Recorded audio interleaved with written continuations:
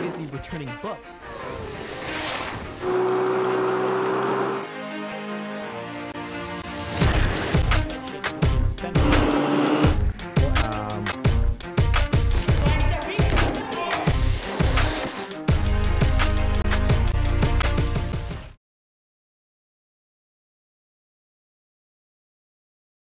Oh my God! Look at that. There's a tornado. That's insane. Look at stuff. Oh my God! All of a sudden, something was coming, and you know, like it's a cliche. You know, they talk about how you hear a freight train coming. Well, I mean, I'm sitting there, I'm in my room, and like I'm hearing a freight train coming. And then all of a sudden the wind picks up, and I figure I better close the window. So I close the window, and like all of a sudden, wham, and the back half of the trailer is nothing but sticks and rubble now.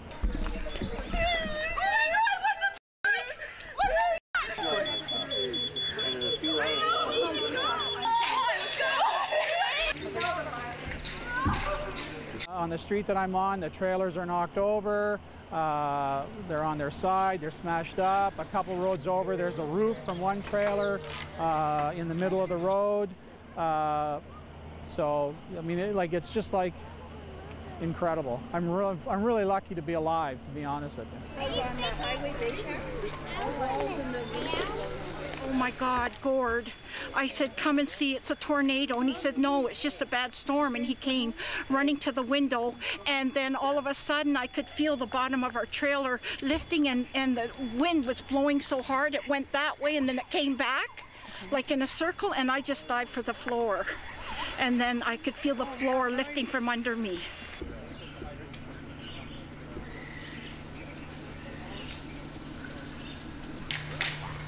People were just in shock. People were just in shock, like they couldn't believe what happened.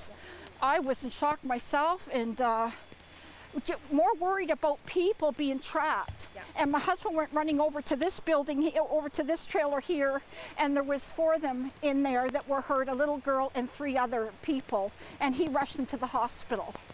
Bill kept saying, I'm sorry, there's blood all over. I said, don't worry about the blood, just let's get to the hospital. I flew. I stopped the cop along the way, and I said, you know, can you give us an escort? He said, just turn on your 4 ways and fly. So I did.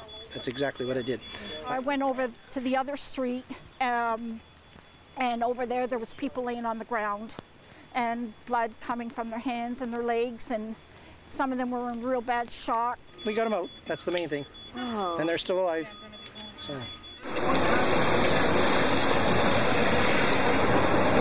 Get downstairs!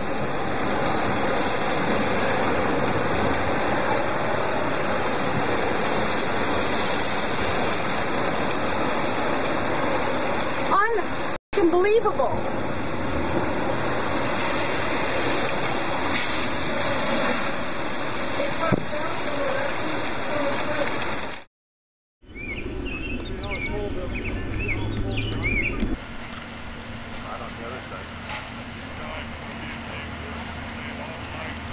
Understandable.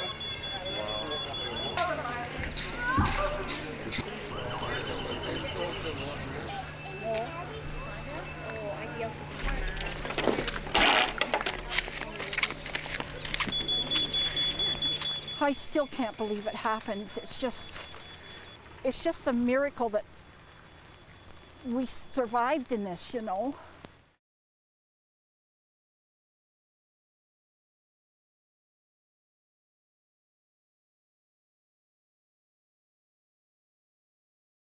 We're about 3 nautical miles off of the closest dock here on Georgian Bay, and we just pulled over a boater and make sure they were boating safely. And as you can tell, we're heading at a pretty high speed. We're heading around Magazine Island, and we're going to get some more boaters to make sure they're boating safely this summer.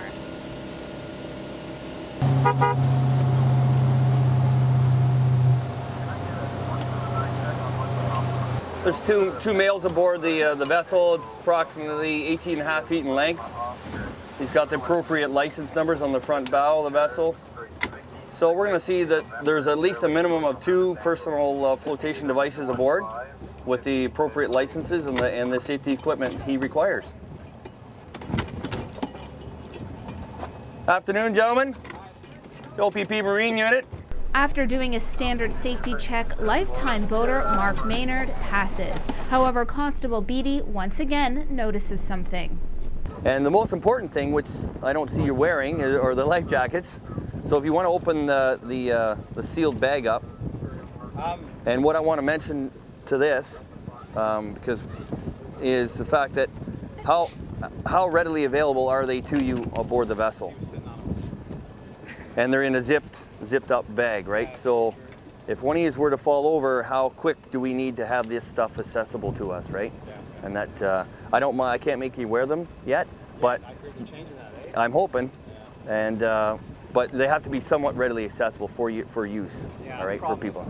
This is how we found their life jackets. They're in this nice bag, sturdy zipper, and Mark here has agreed to give us a little demonstration on how important it is to wear your life jacket, have that life jacket on you. So Mark's gonna take a leap in the water here, pretty cold, and we're gonna throw him in the bag and see if we can get the life jacket out. Mark? I go.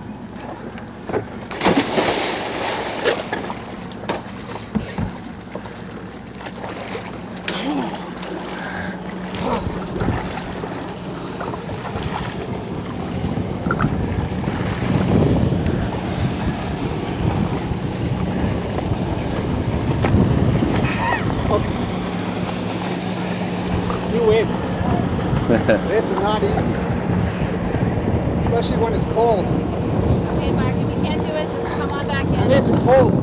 Yeah. Well, obviously he initially felt the shock of the cold water. Mark had to gather himself, but then we saw him try and get the bag open to grab the life jacket, to try and don the life jacket within the water. It's quite obvious we saw him having some troubles opening it up, and when Mark came back on the boat, we explained to him that with the cold temperatures, there's a 1-10-1 principle. There's 1 minute to gather your collect your breathing. How do you feel, Mark?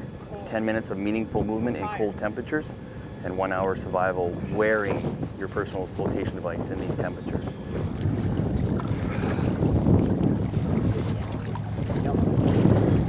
Come on, Mark, you can do it. You can do it. Need some help, let us know. Grab you.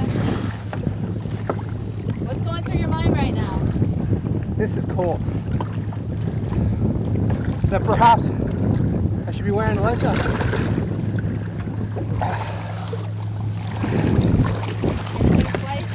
It's uncomfortable. We proved it today here, how really accessible is it zipped up in a bag or stowed underneath the compartment at the front of the boat or at the stern of the boat. I mean, again, if you're not wearing the life jacket, you're not bettering yourself. I mean, you don't stand a chance when you're in the water without one on. I have to give him a hand there, Alex. So, Mark, how does your body feel right now after jumping in there? Tired, cold. What do you think the lesson is here? What do you want to tell other people? Make sure you have this life jacket on or close by. So do you think having it in that pack nice and secure was a good idea? No. No, have it close by. Not zipped up. It was hard enough getting into the bag. Trying to pull it out, it would have been a lot easier if the life jacket was just thrown to me.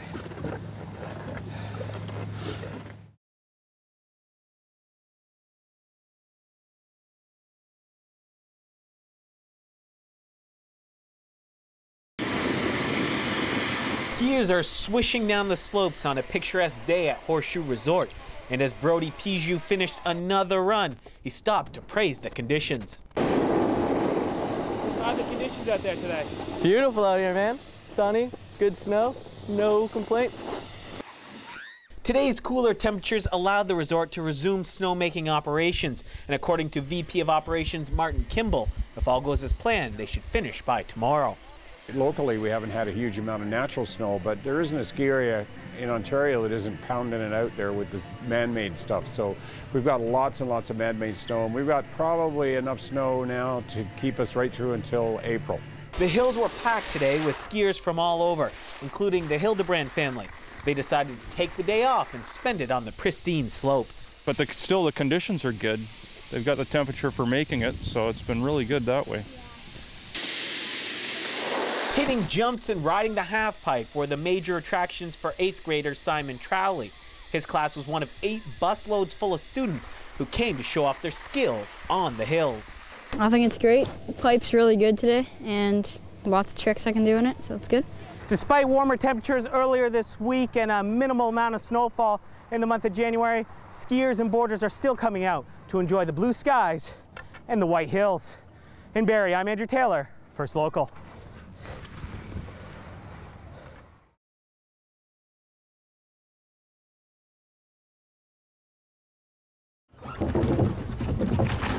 On the water in Midland Harbor, these seamen are in their last week of training before the International Atlantic Challenge competition. 13 countries are sending teams to compete in seamanship events using replica 18th century longboats. When Team Canada members assembled 3 weeks ago on the shores of Georgian Bay to begin their work, some were surprised to see what they would be sailing. I don't know what I was thinking. I was thinking like tall mast ships. I don't know. So were you quite surprised when it wasn't? Yeah, I was surprised by everything because I didn't know what anything was. That hasn't stopped Nina, though, from enjoying the work and the people. It's been great because like we all come from different parts of Canada. Some people know each other, some people don't. We all come from like different backgrounds and stuff. There's a total of 19 people on Team Canada at this year's championships. 17-year-old Colm Shannon from Aurelia has been on the water rowing before, but prior to joining Team Canada, had never used wind power. It's really enjoyable. I love the sailing. I've never sailed before. It's the first time ever sailing, right? So sailing is awesome, the rowing is awesome, just being out in the water all the time, right? So. Chantal Alette is from nearby Penetanguishene. She applied to Team Canada after receiving some advice from her nanny. My grandmother told me about it, and so I was like, that sounds like a great way to spend my summer, and the boats are really cool, so it was a win-win situation. Training will continue until the start of the event, which is this Saturday. The international contingent is expected to arrive tonight in Midland, but in the meantime, Team Canada is continuing its torrid pace.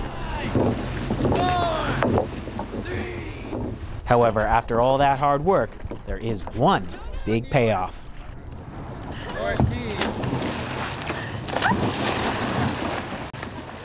In Midland, Andrew Taylor, First Local.